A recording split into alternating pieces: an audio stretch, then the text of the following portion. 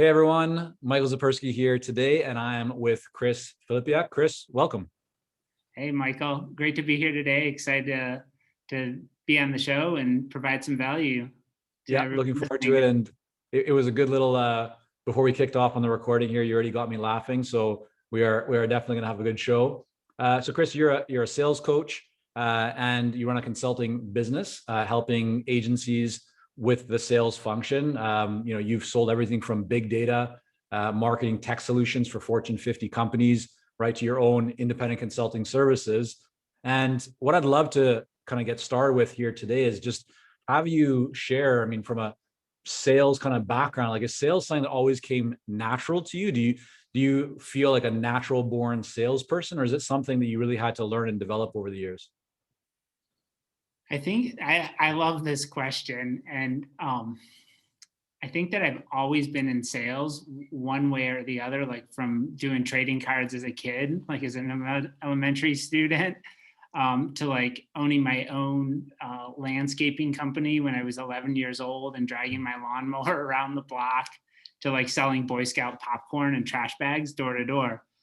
But the thing is like, even though I was doing sales work at that time and had some success and then sold, professionally, like for other companies, like you were mentioning, I never really felt like a salesperson, and I didn't understand sales, right? And Mm. I sucked at it, and it made me uncomfortable.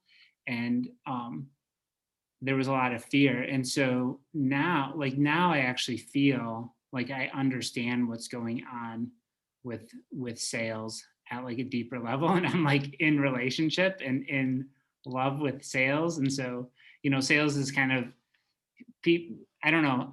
We'll dive in more into it, but like I really want sales to be synonymous with love, and I think I'm at that place right now where there's a ton of love in my sales, and it's less about just trying to make a sale. So Yeah. I yeah, mean, it's interesting that you share that because um I mean, at a young age, I never sold like lemonade, or I don't have memories of doing those kinds of things. But at a fairly young age, I was working in a used sporting goods store, doing sales. And I also did Cutco knife sales mhm, and things but I never thought about myself as a salesperson. I always looked at, like, first of all, I had to believe in the product or the service that I was selling.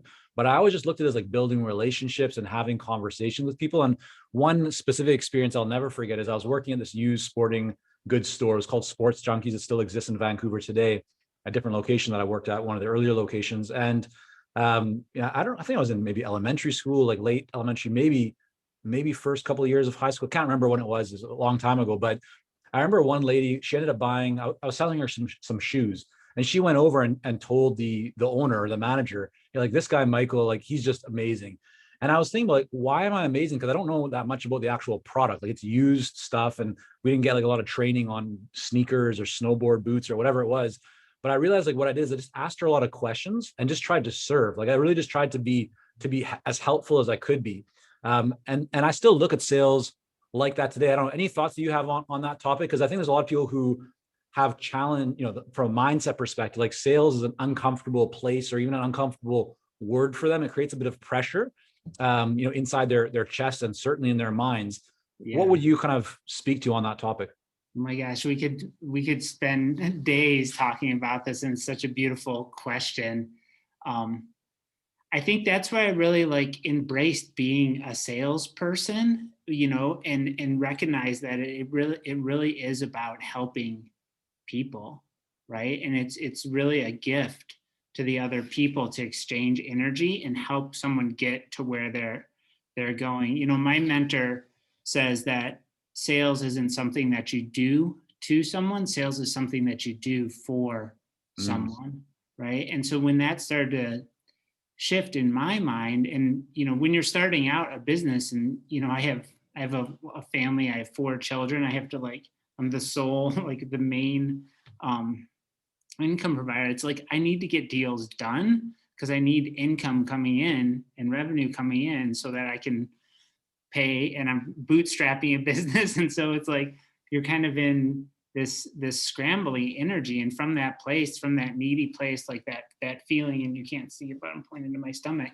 from like whatever the ickiness that's going on there, when you're showing up from that place, it's really difficult. And so that's when, through a lot of work, through the internal work and understanding the external strategies and tactics, that I realized that sales is really about helping people.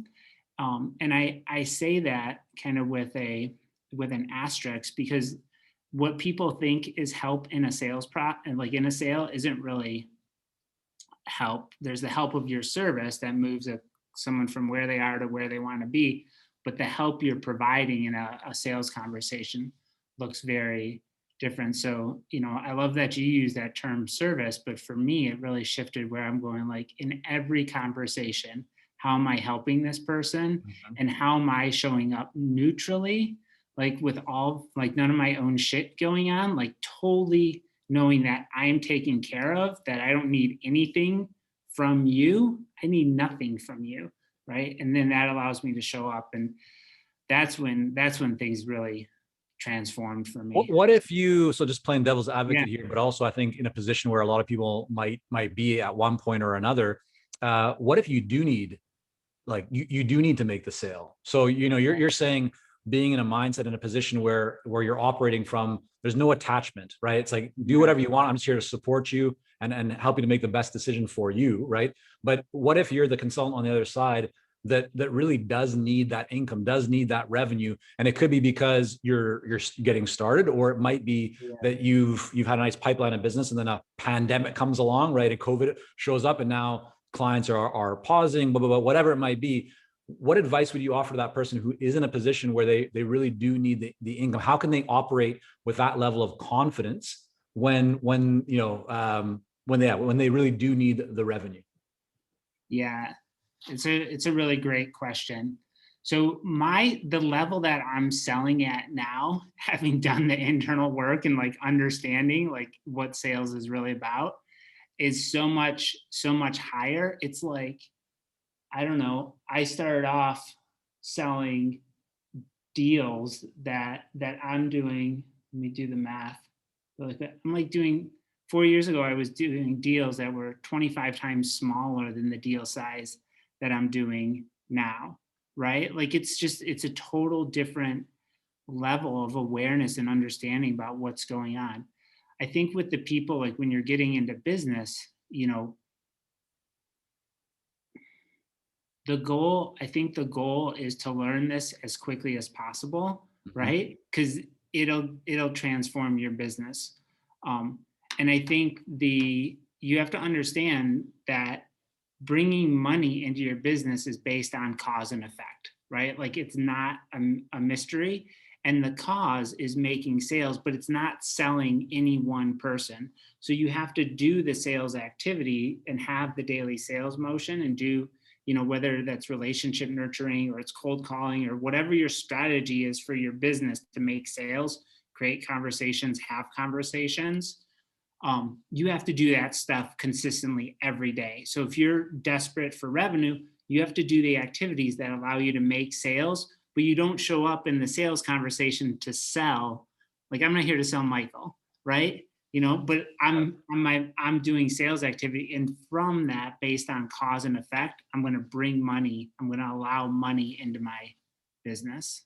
That's right. what I. And when you say that most people that tend to be, desperate or just in a position where they really are putting a lot of pressure on that one conversation because they feel like they need to make it, would you say that in your experience, it's often those are the same people that are not putting in the consistent work to build their pipeline? So they're not going through the motions, they're not making the calls or sending the emails or doing the follow-ups, or is that not true?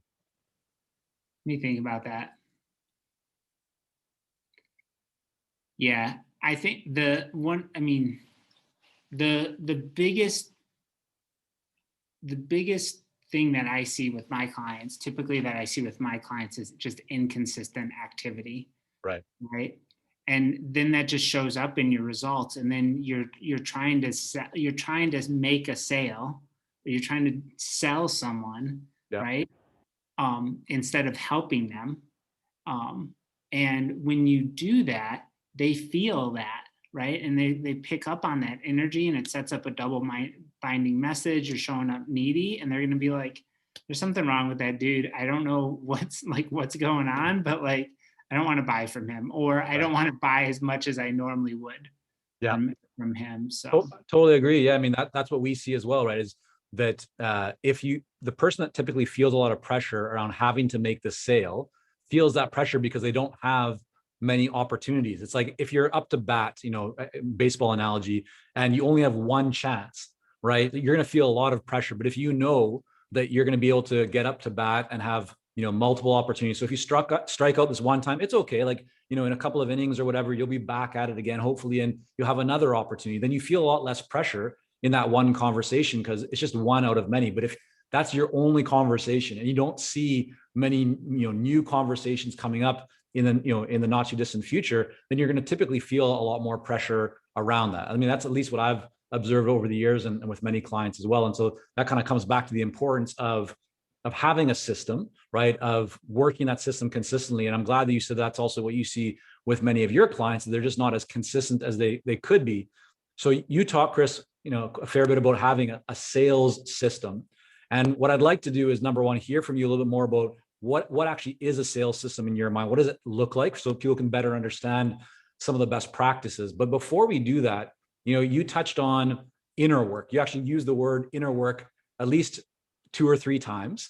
And so I'd like to understand, and for everyone here, what does that inner work look like? And then what part of that do you feel has connected or contributed most to you being able to increase your typical deal size 25 times over that period? So 3 kind of different things to explore there, but I'd love to go through each one with you. Yeah, you keep track of them. I'll just talk and answer them. Let's do it. Yeah. So number one, what is inner work to you? What does that look like? And just what have been the main takeaways that you've had from it? Yeah. So I love that earlier you were just talking about pressure to make a sale. Okay. So let's use that as an example.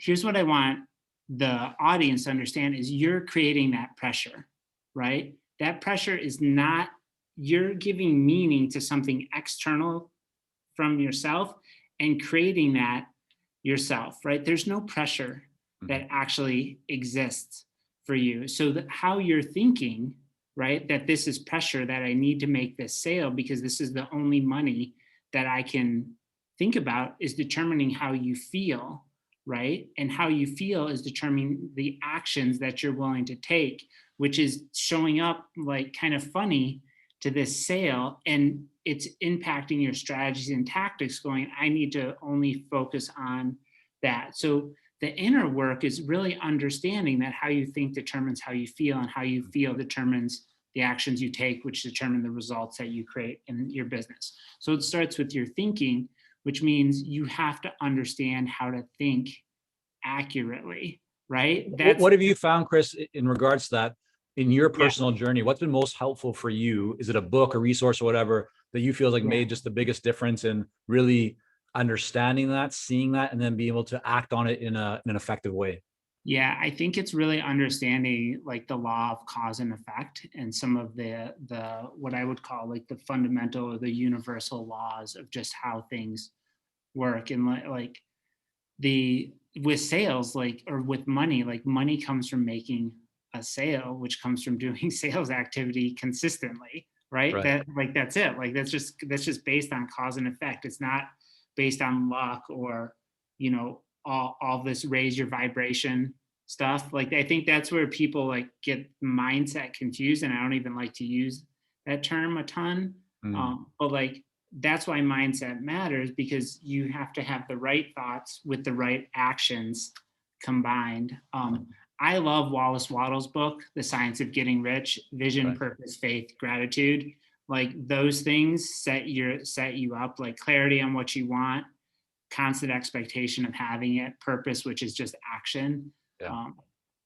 It's awesome. So yeah, that's what I mean by the internal work. And it's really, and it's this is the point I wanted to make, is when you're feeling pressure, okay, when you're showing up with pressure or you need to make a sale, that's you focused, right? That's you are totally thinking about yourself. And when you're in that space, you have kind of blinders on to what is possible for the client. So in my personal journey, I didn't understand that at first. And it's only been in the last couple years that I understand where I get love from, where I get freedom from, where I get connection from, right? It's not from the people I'm selling to.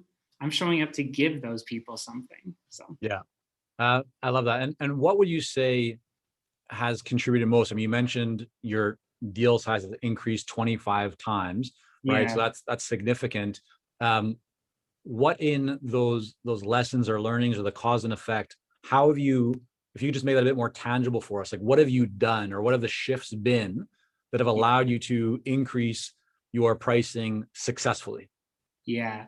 So Neville Goddard, in his book, The Power of Awareness, talks about the fact that man's chief delusion is that there are causes other than his own state of consciousness. Okay.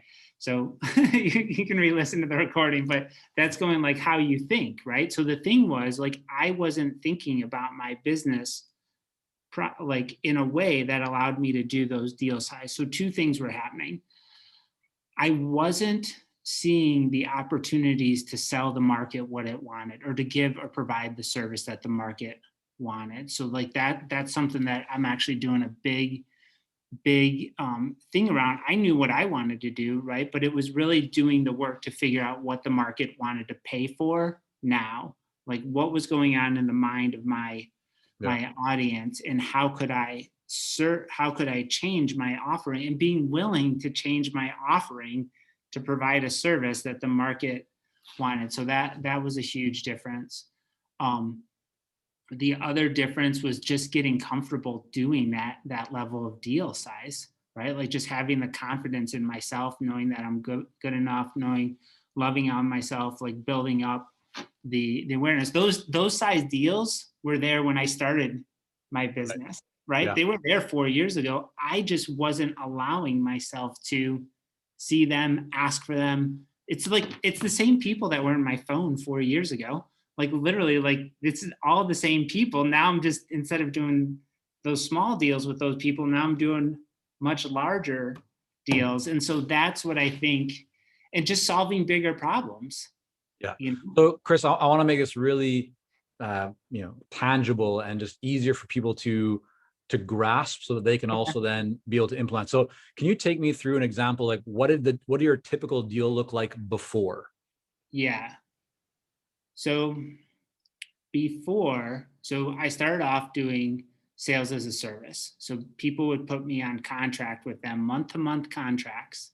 Yeah. Okay. Doing outsourced sales for them using my systems. And I would Yeah. I'd do a retainer plus commission Yeah. on that. And that went fine. And that allowed me to build up my expertise about what was required for me to sell successfully. Like what are the systems, what were the people, what were the Right. strategies to do that. Then I got to the point where I was like, okay, now I know how to do that myself. Now, how can I help them build a sales team that can replicate that? Right. Mhm. So I went from doing sales to helping build a team that could do sales for that business. And again, I started doing that in 4-week blocks, like I do like an initial like step one assessment and revenue roadmap, and I would sell that individually.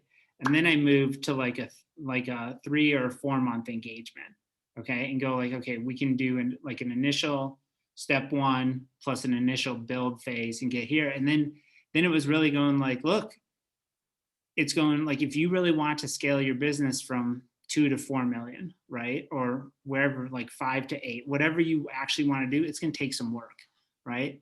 And let's talk about, a 6-month engagement, a 12-month engagement. Let's talk about bringing in these bench members who can program your CRM. That's fine. Let's work with a recruiter, right? And just packaging bigger deals to actually get the work done Right. required, and talking about that in like a real way, not like just like, hey, yeah, I'll just come in for 4 weeks and all of a sudden, you'll have an amazing sales team. You'll go from, 2 to 4 within Right. 24 months, like no problem, right? It's So like, it's not like almost that. what I'm hearing you say, Chris, is you started off providing the service yourself. Like you were the implementer, you were the doer in the organization, which for some organizations, they would look at you the same way that they might look at as an employee or a contractor doing the work.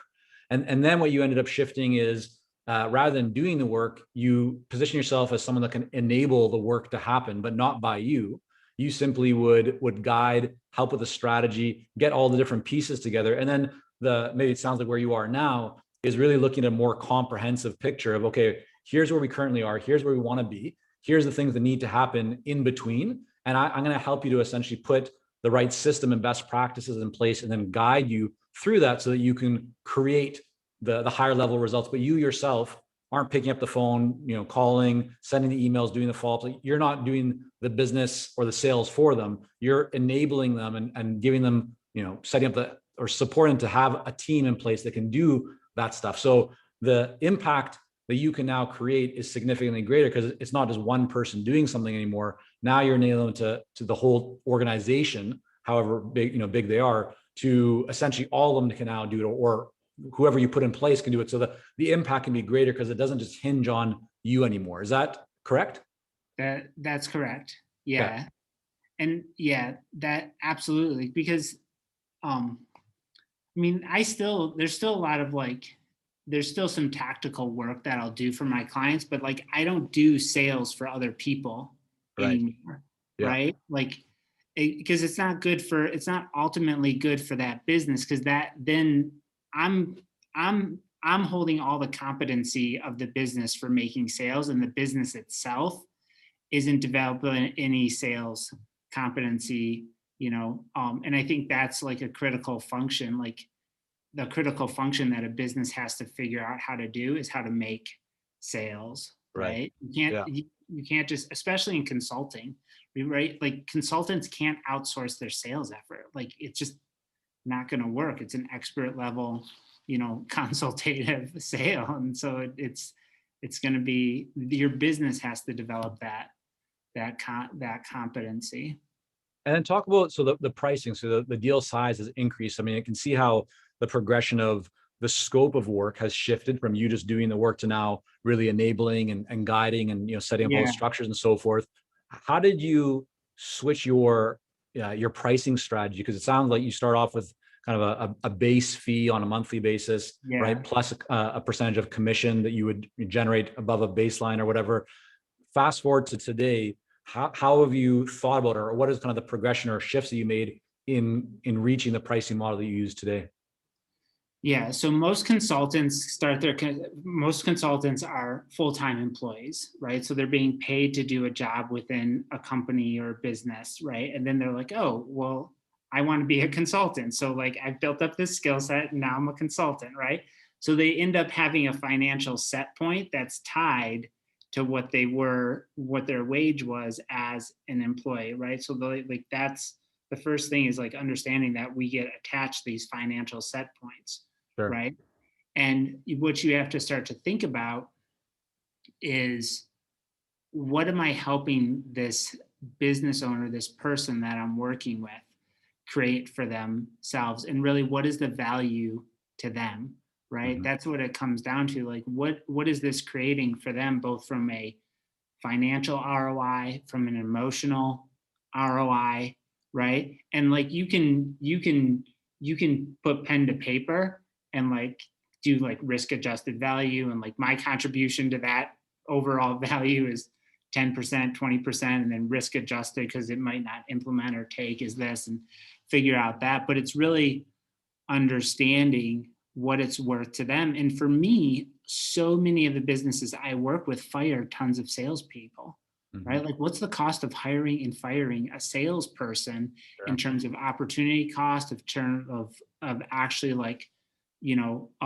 recruitment fees, salaries, training, confusion, Yeah. right? Like, this is a huge, like, I saw a number like that hiring and firing salesperson cost a business like 100 grand, like a consulting business or like a B2B business, Mm-hmm. 100 grand, right? So like, if you can help salespeople be successful, right, and actually scale a business, That's incredibly valuable. But that's again, the shift isn't like, it's not what your time is worth, or what your knowledge is worth. It's really like, what is the value creating? I almost feel like I'm in MBA school, like it's cliche again, because like there's value, there's all these different pricing strategies, but it's really going like, yeah, for you, man, what is this really worth to you? Like, why Right. do you want this? What will this create for your business? How much time does it save you? Like for a CEO, if I save you 8 hours a day because you're not on strategy sessions, what's that worth to you? Right. You Yeah. know? So you're really shifting from starting off doing the work, right, and thinking with more of that kind of employee contractor mindset of number of hours or what you were making before you became a consultant, to shifting to the focus on the actual client and what is the value for them and what is the potential return on investment for them and how will it make their lives and their businesses better, and then tying in your contribution to that so that it's a win-win for both parties, where you're compensated very well, and they're also very happy because they look at it and say, yeah, I've received a really great return on that investment. But the other part too, I think some people may not catch on right away, is that as your contribution, your involvement in the value or the impact, is being increased through the work that you're doing, because you're now involved in more parts or a bigger scope, right? That also now means that you can capture more compensation from that, right? You're involved in more parts. There's maybe potentially some more risk. There's definitely more value, but that's also going to then lead to greater compensation opportunities for you, because again, there's more on the table for everyone to capture and benefit from. Chris, I wanted to ask you, so the third thing, kind of, you asked me to keep track. So the third thing, right, was the system. So you have a system for sales, and I know this could be, a very long discussion, right, to go through it all, but take us from a professional services. I mean, you work a lot with agencies. So what does the system look like? How would you define a sales system, and what are the important kind of aspects or parts of that people should be thinking about that would really help them to see better results? My business, it's a great question. My business is going through an evolution on this because I'm originally an engineer from Ford Motor Company. I was an industrial and operations engineer, which is the integration of human and machine systems, right? So sales is the same thing as making Ford F-150s. Like, you have people and you have technology, and you have to mash those together so you get a kick-ass vehicle. And so from doing sales as a service, like, I started to understand all of the pieces that were required to allow the system to run, or allow the person to get in the system and drive the car. I like to think of it as like stepping stones, like across a river.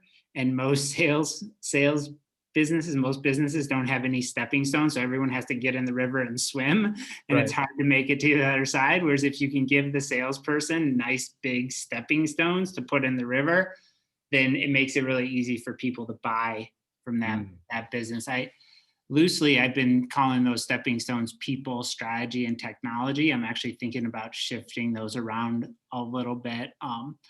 But it really comes down to daily sales activity. Like, what are the things required to drive daily sales activity, which is create conversations. So what are the tools and the activity sets required based on your goal? Like, you can reverse engineer down from your goal. So what do those things look like? Yeah. And then how are you implementing those? So like a good example would be like I do like an executive roundtable, right? So Right. like one of the things that I do is like a monthly executive roundtable. So I have to send out invites for that every single day. So like that's a great And sorry, conversation. Chris, to interrupt, but just to clarify for people who might not understand or be familiar with that concept. So you're sending invitations to people who could potentially be clients of yours. They're in the industry, where you gather them together, you facilitate a conversation, or have some different perspectives, may present a little bit, but you're doing that with a small, kind of more intimate group as a way to position yourself as an expert, build relationships, and therefore also build business. Is that correct? That's correct. Gotcha. Yeah, Okay. for sure. And my existing clients as well, based Right. on um, just looking to facilitate a conversation. But so like that's like what I would call like a play that I run, that I have to have an email, I have to have a CRM, I have to have, what am I sending, what am I saying? right? Another example would be like a discovery conversation. So like when you show up to discovery conversation, what are you doing in that conversation? Mhm. Like as a person, if you're moving to co-creating a solution, what does that conversation look like? And like I said, so it's the system is really that set of daily activities plus whatever the actual sales workflow is and the tools that the salesperson is using to manage that. And then it's also it's also having some internal strategies and tactics, right? So I think of it like, typically in terms of businesses that I found make sales, they mastered people, strategy, and technology, those stepping stones, Mhm. right? So the key is getting those in place and operating well. It could, and like I said, it could be your mindset, it could be your conversations, it's your actual sales team, the sales people, the sales workflow, the marketing workflow. So just getting that dialed in, getting the SOPs in place. And I'm trying to simplify that because it can get really complicated really, really quickly. But I think what it comes down to is that that daily sales motion or that daily sales activity and those conversations and having clarity on what you're doing in every single one of those conversations, whether Mhm. it's a cold call or a connection call or a strategy session or a co-create the solution or open up the business, and you're showing up like a fucking like a badass on there and going like, okay, I got this, I know exactly what I'm doing, I'm showing up today, and it's like these are the activities that I am doing. And also, like mindset, like how am I thinking? How am I warming up before my calls? So that's what I think of in terms of the system. And for someone, let's say that they are the founder, and it might be a solo, consultant or professional services Yeah. person, or it might be someone that has a team of 5 or 10 or 15 or 30 people. But let's say the founder is still the one who is really doing the business development and the sales activity. But they're also being, they're still involved in many other aspects of the business, from delivery to just working with clients or giving presentations, whatever it might be. When you're working with a client like that, and they, especially because I know you work with agencies, right? So it's not necessarily just one person, but what have you found? Like, what's your typical advice for somebody who still has one foot in delivery, or they're spending quite a bit of time, working kind of in the business, but they are still like the key and core person to work on the business, to build the business and business development? What actions would you recommend for them? Do you think would be most helpful in actually building that pipeline and making sure that they are able to consistently on a daily basis, like work on that system? Is there anything that you kind of counts on, or best practices? Yeah. So it's how I approach building teams, and it depends on how involved the founder is with or the lead consultant Right. is doing sales work. Some don't want to do sales as well, and they make maybe one sale a month or one sale every few months, and like that's enough to sustain their business.